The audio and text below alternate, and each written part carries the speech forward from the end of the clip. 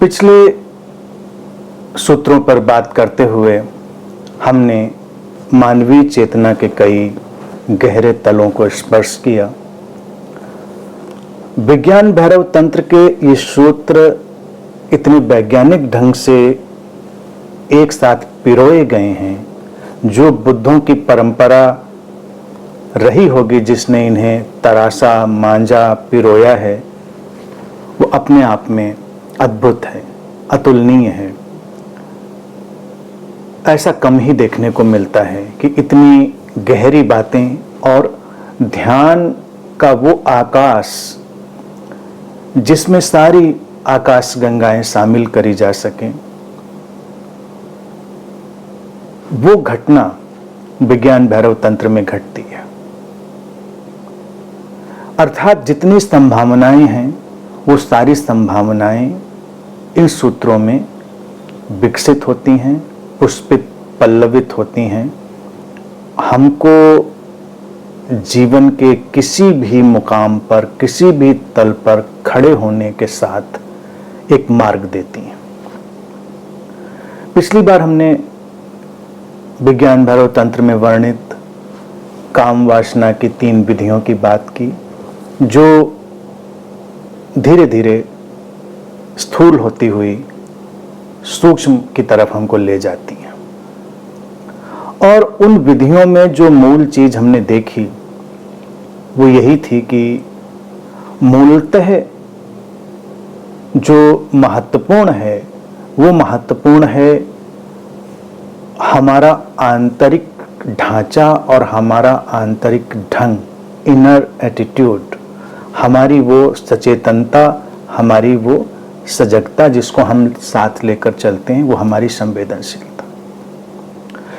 उसी प्रेम के गहरे तल के साथ ही जो काम है वो रूपांतरित होकर हमारे लिए एक द्वार बनता है। अब हमने जब वहां पर संवेदनशीलता के तलों को समझा तो विज्ञान भैरव तंत्र के अब अगले सूत्र संवेदनशीलता के और गहरे आयामों की तरफ हमको ले जाने वाले हैं। आज हम उसी संवेदनशीलता के और गहरे आयाम की तरफ चलेंगे। आज के लिए पहला सूत्र है, शिव कहते हैं, देवी Shiva, on joyously seeing a long absent friend permeate this joy। लंबे अंतराल के पश्चात किसी मित्र से मिलने पर जो हर्ष होता है, आनंद होता है, उस हर्ष में, आनंद में लीन हो जाओ। शिव जिन विधियों को लेते हैं, जिन सूत्रों को लेते हैं, वो इतने सहज हैं, इतने सरल हैं कि कभी कभी मनुष्य को आश्चर्य होता है कि इसमें करने जैसा क्या है। करने जैसा कुछ नहीं है, बात को समझने जैसा है और बहुत ही प्रैक्टिकल चीज लेते हैं। ये हर्ष शब्द जो है बड़ा सुंदर है। जॉय, प्लेजर की बात नहीं करें। प्लेजर हमको हमेशा एक ड्युअलिटी में बांध के रखता है। प्लेजर तो उसके समानांतर पेन भी होगा, सुख तो उसके समानांतर पीड़ा भी होगी। लेकिन जिसकी बात करते हैं जॉय, हर्ष, ये एक आंतरिक गुणवत्ता है, इनर क्वालिटी है जिसका कोई विपरीत नहीं है। वो है तो है, नहीं है तो नहीं है। और यहां पर सूत्र जिसकी बात करता है ऐसे हर्ष की जिसको हर व्यक्ति कभी न कभी, किसी न किसी क्षण जरूर महसूस करता है। इसीलिए एक बड़ी ही प्रैक्टिकल सिचुएशन को यहां पर विज्ञान भैरव तंत्र हमारे सामने रखता है। लंबे अंतराल के पश्चात जब कोई मित्र मिलता है, मैत्री अपने आप में एक अनूठा संबंध है। मित्रता अपने आप में एक दुर्लभ संबंध है। मित्रता में कोई शर्त नहीं, मित्रता प्रेम के उन अनछुए पहलुओं के साथ चलती है जिन्हें भय, लोभ और स्वार्थ के रंगों का कोई स्पर्श नहीं होता। मित्रता में अगर भय हो, भय पर कोई मित्रता खड़ी हो तो मित्रता नहीं हुई, लोभ पर खड़ी हो तो मित्रता नहीं हुई, स्वार्थ पर खड़ी हो तो मित्रता नहीं हुई। मित्रता दिखाई देते हुए भी वो एक किस्म का कोई व्यवसाय हो सकता है, समझौता हो सकता है, कोई टेक्निक हो सकती है। लेकिन जब मित्रता होगी तो वो भय, लोभ, स्वार्थ के परे होगी। और अगर ऐसा मित्र है हमारे जीवन में, तो अगर वो हमारे सामने आता है तो एक आंतरिक उल्लास, एक आंतरिक प्रसन्नता अनुभव में आती है। शिव ने उसको और ज्यादा स्पष्ट करने के लिए, और ज्यादा डिफाइन करने के लिए वहां पर एक बात जोड़ दी, लंबे अंतराल के पश्चात। रोज रोज मिलते रहें तो भी अच्छा लगता है, लेकिन रोज रोज मिलने में हम वो तीव्रता, वो इंटेंसिटी कई बार अनुभव नहीं कर पाते। इसलिए जो खलील जिब्रान ने भी बात कही थी, let there be spaces between your togetherness, अपने साथ के बीच अंतराल होना चाहिए। तो इसीलिए कभी कभी नजदीक आने के लिए थोड़ा दूर भी जाना चाहिए, थोड़ा अंतराल भी लाना चाहिए। कई बार जो लोग हमेशा साथ में रहते रहते हैं तो वो अगर बहुत संवेदनशील नहीं है, अतिशय संवेदनशील नहीं है, तो वो नीरसता का शिकार हो जाते हैं, ऊब का शिकार हो जाते हैं और उनको लगता है कि संबंध में कुछ गड़बड़ी है। अब लंबा अंतराल पैदा हुआ, कोई तुम्हारा प्रियजन आया, मित्र आया, तो वो जो प्रतीक्षा इतने देर में फैली होती है, वो हमारे अंदर से एक हर्ष की तरह, उल्लास की तरह प्रकट होती है। बहुत ही सूक्ष्म भाव का ये परिदृश्य है जिसे विज्ञान भैरव तंत्र का सूत्र लेता है। ये आधार है, प्लेटफॉर्म ऑफ प्रोजेक्शन है।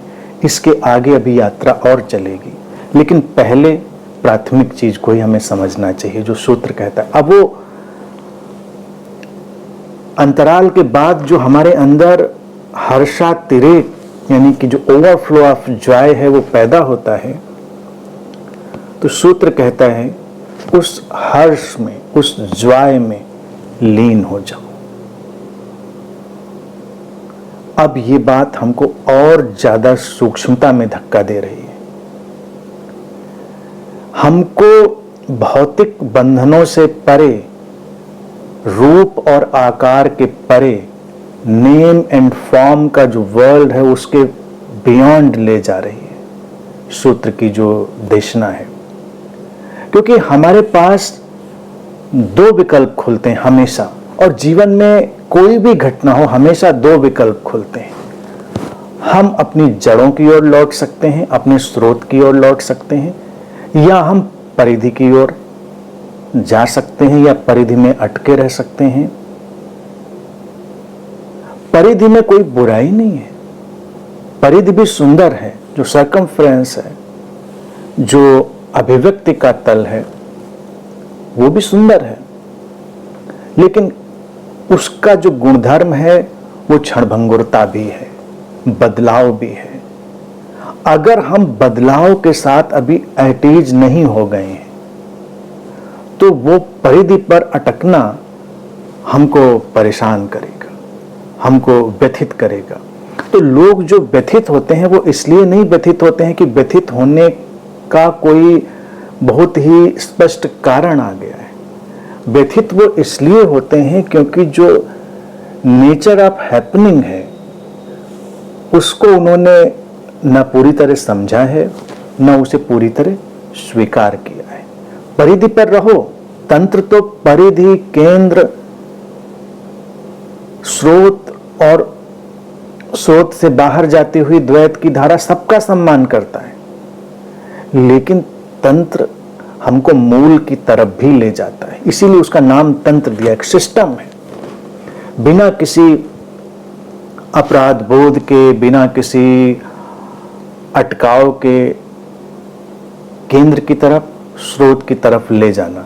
इसीलिए सूत्र ने बड़ा प्रैक्टिकल उपयोग किया कि किसी मित्र के मिलने पर, प्रिय मित्र के मिलने पर, सूत्र ये भी कह सकता था कि जब तुम्हें कोई दैवी अनुभूति हो, कोई तुम्हारे अंदर भक्ति का रस पैदा हो, तुम्हारे अंदर कोई ध्यान की गहरी अनुभूति घटे और ज्वाय आए, नहीं, उसने कोई बात सूत्र ने वो नहीं उठाई। क्योंकि सूत्र जानता है कि अगर हम चीजों को एब्स्ट्रैक्ट करेंगे, यानी कि उनको भौतिक से हटाकर सूक्ष्म बनाएंगे, वायवीय बनाएंगे, तो हम एक कल्पना जगत के एक अपने मानसिक जाल में उलझ जाएंगे। मित्र यथार्थ है, मैत्री यथार्थ है, मित्र से मिलकर जो प्रसन्नता होती है वो यथार्थ है। सूत्र उसी को उठाता है। कोई विशेष व्यक्ति का वहां पर आगमन नहीं किया विज्ञान भैरव तंत्र ने। वो कहता है कोई गुरु मिले, कोई बुद्ध मिले, उसके मिलने पर जो हर्ष होता है, नहीं, उसकी बातें नहीं उठाई सूत्र ने। क्योंकि हम क्या जाने गुरु क्या होता है, हम क्या जाने बुद्ध क्या होता है नहीं होता है। गुरु या बुद्ध भी तभी हमारे काम का होता है जब उसके प्रति भी हमारे अंदर ये मैत्री का भाव पैदा हो गया होता है। अगर मैत्री का ये भाव नहीं पैदा हुआ तो हमारे लिए बस वो एक उपकरण है,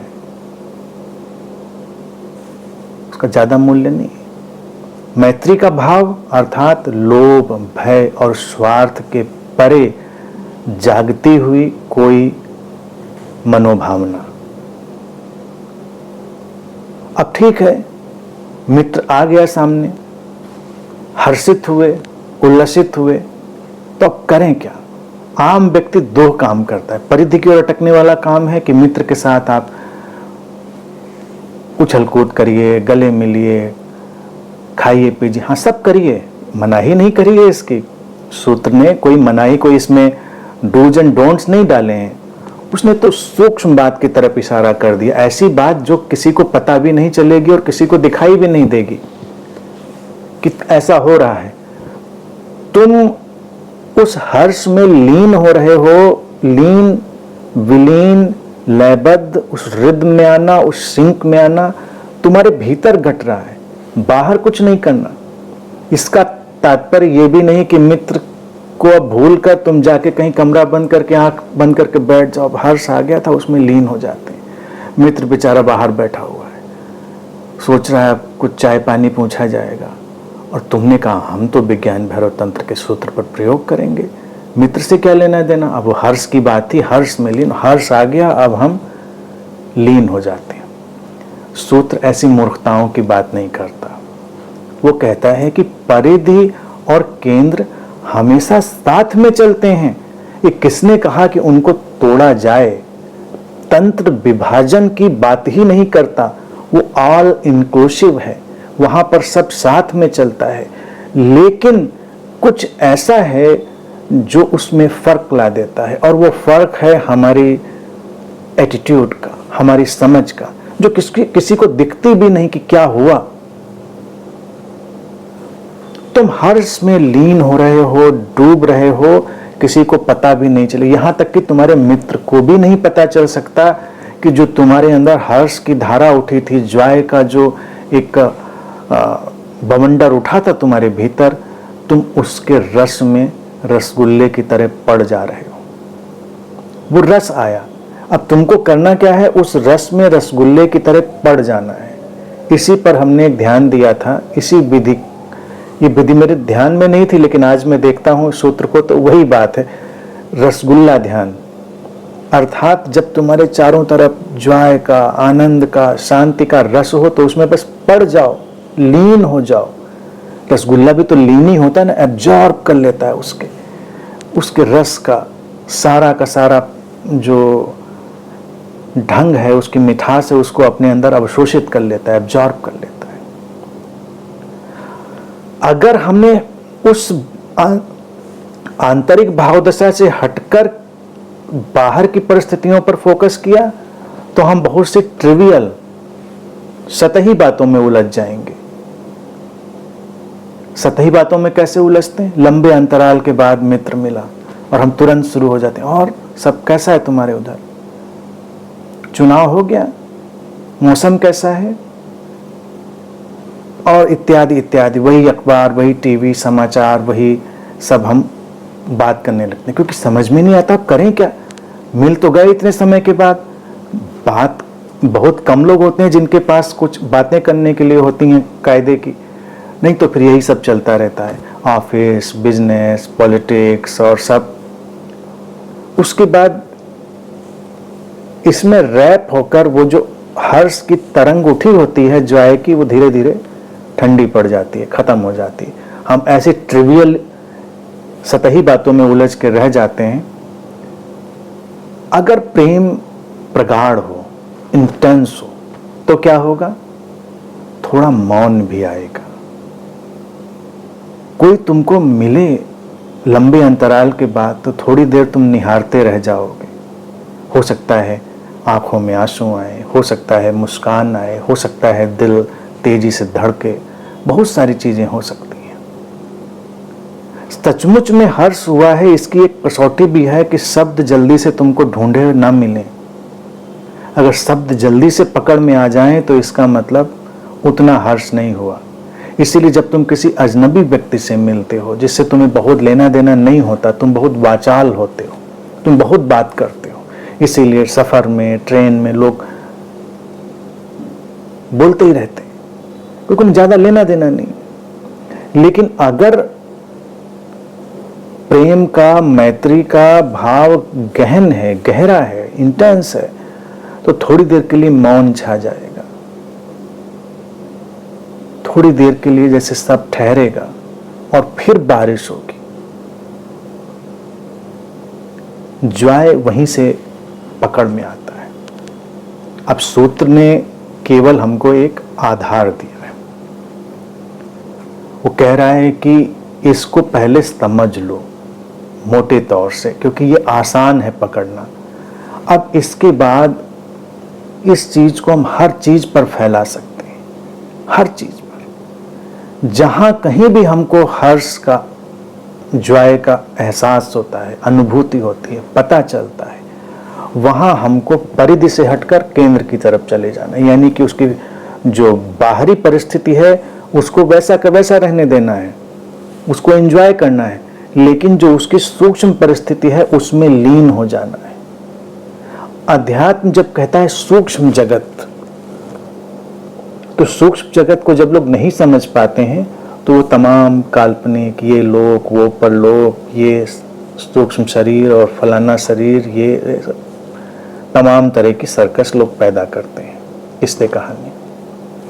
लेकिन अगर विज्ञान भरत तंत्र की गहराई में हम जाकर देखें तो वो सूक्ष्मता को एक नया आयाम देता है, नई दृष्टि देता है कि हर घटना के दो पहलू होंगे, एक स्थूल और एक सूक्ष्म। स्थूल वो जो बाहर घट रहा है, सबको दिखाई दे रहा है। सूक्ष्म वो जो तुम्हारे भीतर घट रहा है, वो रस तुम्हारे भीतर जा रहा है, किसी को दिख नहीं रहा।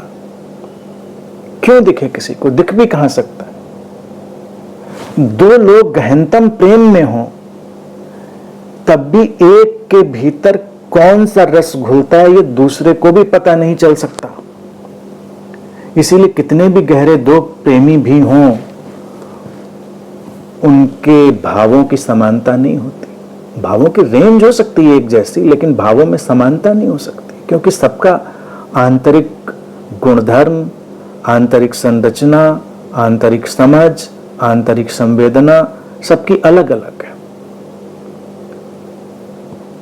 मित्र से, प्रेमी प्रेयसी से संबंधों में इसको सीखना सर्वाधिक सरल, आसान है, क्योंकि ये सुख, ये जॉय हम हमेशा महसूस करते हैं। अब इसके फलक को विस्तार दें। विधि का उपयोग करना सीख लिया, ये विधि है। ये तो था एक टाइम बाउंड एक्सपेरिमेंट, यानी कि लंबे अंतराल के बाद कोई मित्र मिला या कभी कोई और हमारा प्रियजन मिला, तो ये तो एक समय विशेष में हुई घटना, समय विशेष में हुई घटना को सूत्र ने इसलिए रखा हमारे सामने कि उसको हम ठीक ठीक समझ लें कि यही होता है। वही जो आनंद, वो हर्षातिरेक होता है, वो हमको चैतन्य में, चेतना में ले जाता है, स्रोत में ले जाता है, क्योंकि वो वहां से उठता है, हमारे उस केंद्र से उठता है जिसका किसी भी भौतिकता से लेना देना नहीं, हमारे गहनतम प्राणों से उठता है वो हर्ष। इसीलिए तो हमको जीवंत बनाता है। ये सारी विधियां हमको आत्यंतिक रूप से जीवंत बनाने की तरफ है, एक जो अल्टीमेट अलाइवनेस है उधर ले जाने के लिए।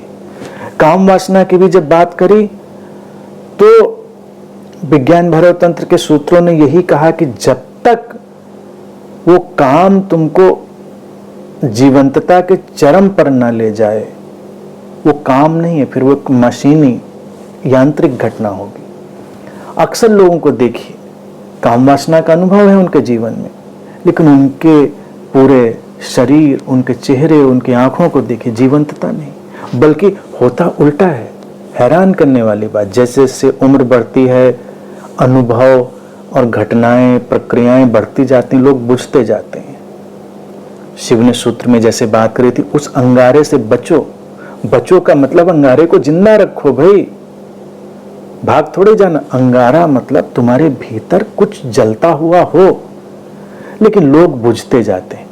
इसीलिए अध्यात्म की सफलता ये नहीं है कि तुमने क्या अनुभव किए, तुमने क्या चीजें जानी पाई। सफलता को हमेशा आकी है जब उम्र बढ़ रही हो और तब तुम्हारे अंदर वो सरलता, वो जीवंतता हो। जब शरीर अपनी तीव्रता में है, अपने युवा अवस्था में है, जवानी में है, तो एक सौंदर्य और एक आह्लाद तो हमेशा नैसर्गिक रूप से मिला हुआ उपहार होता है। बाद में जो आता है वो अर्जित किया हुआ होता है, वो हमारी समझ से, संवेदना से। तो वहां भी जो की पॉइंट था पहली विधियों में, वो था जीवंतता के चरम में प्रवेश। फिर आप जीवंत हो जाते हैं, इतने तरोताजा कि आपका सौंदर्य कुछ अलग ही हो जाता है। उसी जीवंतता के धागे को आगे बढ़ाकर इन सूत्रों में पिरोया है विज्ञान भैरव तंत्र ने। अब वो कहता है कि अगर इस हर्ष को हमने जाना तो हमारे अंदर जीवंतता की नई धारा टूटेगी। एक बार तुमने अपने प्रियजनों के साथ उसको जान लिया, क्योंकि वो बड़ा ही पकड़ में आने वाला भाव है, फिर तो इसको हम पूरे जगत पर, पूरी प्रकृति पर फैला सकते हैं। रात के अंधेरे के अंतराल के बाद होती हुई सुबह हर्षित करती है।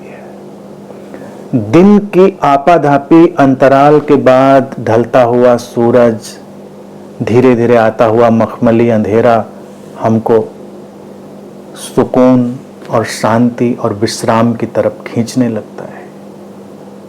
प्रतिपल नए नए अवसर हमको उपलब्ध होते हैं। कहीं कोई फूल खिला है, कहीं कानों में कोई अच्छी आवाज पड़ती है, कुछ भी कहीं भी हो सकता है जो हमें हर्ष का अनुभव, उस जॉय का, उस अनकंडीशनल हैप्पीनेस का अनुभव कराए। तो सूत्र कहता है परिस्थिति को भूल जाओ, परिस्थिति को भूलकर उसके समानांतर जो अंदर घट रही घटना थी जॉय की, उसमें डूब जाओ। परिस्थिति को चलने दो अपनी जगह। तुम मुझे सुन रहे हो, सुनने के दो परिणाम है।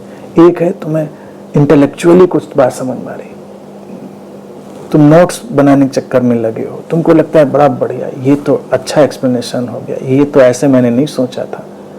और एक है तुम सुन रहे हो लेकिन तुम्हारे अंदर कुछ ऐसे खुल रहा है, जैसे कुछ उल्लास, जैसे कुछ आनंद, जैसे कुछ हर्ष। क्योंकि कुछ बात समझ में आना संसार का एक गहनतम जॉय होता है, गहनतम हर्ष होता है। किसी बात को ना समझना एक बहुत बड़ी कुंठा और पीड़ा का सबब होता है। लेकिन कोई बात समझ में आए तुम एकदम यूरेका वाली कंडीशन में आ जाते हो, जैसे तुम्हारा मन करे तुम भागो, नाचो, दौड़ो, क्या करो। तो अब बात सुनते हुए मान लो तुम मुझे सुन रहे हो, तुम्हारे अंदर दो तल पर घटना, एक तो सुनना घट रहा है और दूसरा घट रहा है वो ज्वाय। सूत्र कहता है उस ज्वाय में डूबो, इसके अवसर अनेक अनेक मिलेंगे। फिर क्या है, बात यहीं पर नहीं रुकेगी। इसी बात के आधार पर हमने एक ध्यान विधि अनंत के मित्रों को दी थी, निसर्ग क्रिया योग, सर्वाधिक सरल विधि, अलाइवनेस, केवल अलाइवनेस में प्रवेश करना। हम इतने रूटीनी हो चुके होते हैं कि अपनी अलाइवनेस को जानते ही नहीं। तो कभी बस अपने को स्पर्श करें और देखें कि हम जिंदा हैं, और ये जिंदा होना कितना खुशी का सबब होता है। जब सांसें जा रही होती हैं, अपनी अपने प्रियजनों की, उससे पीड़ादायी कोई चीज होती है। लेकिन हम तो हर पल उस जीवन के उपहार से भरे हुए हैं, लेकिन कभी इस आनंद को नहीं अनुभव करते। इसमें कोई हर्ष ही नहीं हमको लगता। ये काहे का हर्ष है? जिंदा है तो कोई हर्ष है। तो जब मरने की बात आए और कोई कहे कि अब चंद सांसें हमको मिल सकती हैं, तो कितना कितना हमको सुकून और अच्छा लगता है। वो हर्ष, वो तो हमको प्रतिपल मिल सकता है। इसके अवसर ढूंढने पड़ेंगे, अनेक अनेक अवसर हमको निकालने पड़ेंगे। हमको पहले उस सार को समझ लेना है सूत्र के, फिर कभी भी किसी भी परिस्थिति में उसके सार को निकालकर उस ज्वाय को, उस हर्ष को अपने अंदर लाना है और उसमें लीन हो जाना है। विज्ञान भैरव तंत्र के सूत्र इसीलिए मल्टी डायमेंशनल होते हैं, वो एकांगी नहीं होते हैं। वो ऐसे नहीं है कि तुम बस आंख बंद करके कहीं बैठ ही जाओ तभी कोई ध्यान होना है। वो एक जीवन शैली की तरह आते हैं। तुमने बात समझी, फिर वो जीवन शैली बन गई, फिर वो कहीं भी आएगी, तुम कहीं से भी उसको अपने अंदर जगह दे दोगे। तो इस सूत्र का ये पूरा फलक है, पूरा स्पेक्ट्रम है, इसका पूरा परिदृश्य है कि एक बार तुमने स्थूल परिस्थितियों से हटकर सूक्ष्म धरातल, जो सटल उसका डायमेंशन है, हर्ष का, ज्वाय का, अनकंडीशनल हैप्पीनेस का, उसमें जाना सीखा। फिर अनेक अनेक परिस्थितियां, ये सूरज उगना डूबना। जी कृष्णमूर्ति भी इसका बड़ा वो गुणगान करते थे और अक्सर उनके स्कूलों में फिर ये क्या है, कर्मकांड की तरह बन गया। कहते थे उगते हुए सूरज का सौंदर्य देखो, डूबते हुए सूरज का। अब सौंदर्य देखो, विज्ञान भैरव तंत्र के सूत्र के एक्सपर्टाइज से वो कहते थे कि सूरज को तो सौंदर्य है ही है उगते डूबते का, उसके साथ जो आता हुआ ज्वाय है, हर्ष है, उसमें लीन होना है। बात वो यही कह रहे थे अपने शब्दों में। लेकिन फिर अक्सर तमाम लोग रूटीनी हो गए। कई लोग बड़े रूटीनी हो जाते हैं कि अब जाके हमें उगता हुआ सूरज देखना है।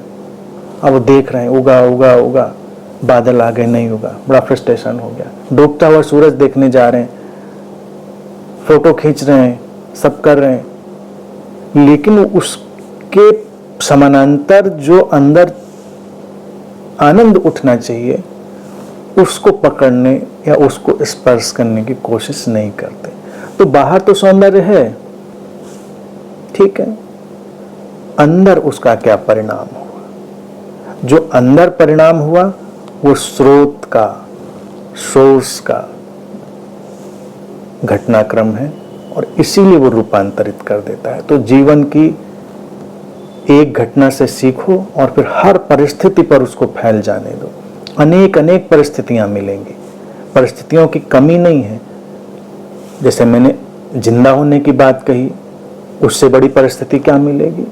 रोज सुबह उठो, एक बार अपने को स्पर्श करो, देखो कि लो आज भी आंख खुल गई, जिंदा उठ गए, और थोड़ा अपने अंदर आनंद अनुभव करो। ऐसा ना अनुभव करो ये कौन सी खास बात, रोज ही जिंदा उठते। अरे ना उठते तब पता चलता ना कितनी बड़ी बात है। तो सुबह उस आनंद में, उस हर्ष में डूब जाओ। जब रात में सोने जाओ तब उसको अनुभव करो एक बार कि देखो जिंदा सोने जा रहे हैं, मतलब ऐसे नहीं लेटने जा रहे हैं कि अब लेटे तो उठेंगे ही नहीं, जिंदा हैं, विश्राम में जा रहे हैं। कितनी खुशी की बात है, कितना अंदर जॉय महसूस कर सकते हैं। तो ये परिस्थितियां अगर पकड़ना शुरू करेंगे तो अंत ही नहीं है, हर समय हर्ष का अनुभव होगा। पहला सूत्र आज का यही कहता है, इसको पहले अपने अंदर बिठा लें और जैसे रसगुल्ला रस में डूबता है ऐसे ही हर्ष के रस में अपने को डूबने दें।